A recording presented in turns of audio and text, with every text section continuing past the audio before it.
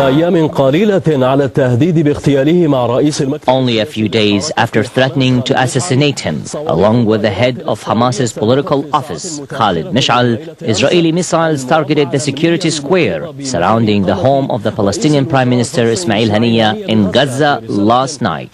This sends a message of hostility and terrorism that needs little interpretation. Israel also struck the executive force headquarters and civic and economic structures. Zuhair Saqallah reports from Gaza. Unsatisfied with the destruction and killing left behind by their aircraft missiles, the occupation forces used missiles to send a direct message to the head of the Palestinian Pyramid of Power, Ismail Haniyeh, whom Israel has often threatened to terminate. This rude terrorist message arrived in the room of a companion near Haniyeh's home. Israel is a crazy and uncontrollable country that wanted to tell the Prime Minister that no Palestinian official is safe. A country that arrests the representative and the head of the Legislative Council, Dr. Aziz Duwaik, will not be stopped from going after the head of the government as well. The night time was spent in waiting and anticipating the targets of the occupation missiles, which struck whenever they wanted without mercy. The executive force headquarters is a permanent target because it is linked to the Hamas movement. As for the money changers' shops, those were once again targeted. The Israeli targets are malignant, additionally aimed at derailing the possibility of Palestinians reaching a truce with Israel, because it does not want a truce. Such a truce would embarrass it and prevent it from carrying out the offensive that it needs. Even if the Israeli raid were to reach the Prime Minister Ismail Haniyeh himself, it will not deter the resistance. Long has Israel committed massacres, which have only made the resistance more violent and more determined. Nonetheless, these messages need to be read closely, and its underlying meaning needs to be understood.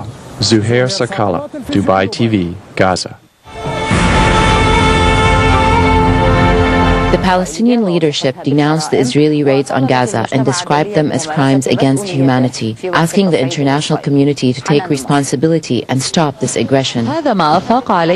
This is what the residents of Gaza woke up to. Security locations bombed to ruins and businesses targeted, especially money-changing offices that Israel accuses of channeling funds to Hamas. These are imaginary justifications that Israel is spreading. There is absolutely no correlation between our profession and these false claims. Gaza's night was lit by Israeli aircraft missiles that targeted mainly security bases from the north to the south. Many people were wounded, mostly women and children. When people see the aircrafts in the air, they either evacuate their houses or they shut down their windows to avoid being hit. What else can they do? As the saying goes, for every action there is a reaction. The resistance reassured its stance against the occupation and held it responsible for the escalating situation for the purpose of subduing the Palestinians in the upcoming political negotiations. They also stressed going into peace talks under their own terms. When it comes to peace talks, the ball is once again in Israel's court. If what Israel really wants is for things to calm down, then it first has to stop its aggression, lift the sanctions, and prepare for comprehensive harmony that embraces all Palestinians, both in the West Bank and Gaza. It is unacceptable for us to take Gaza out of the equation. It will be in the interest of all Palestinians that we insist on these demands.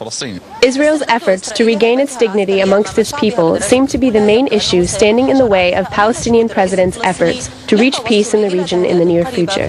Hanan Al-Masri, Al Arabiya, from in front of one of the destroyed security headquarters, Al Sheikh Radwan, Gaza.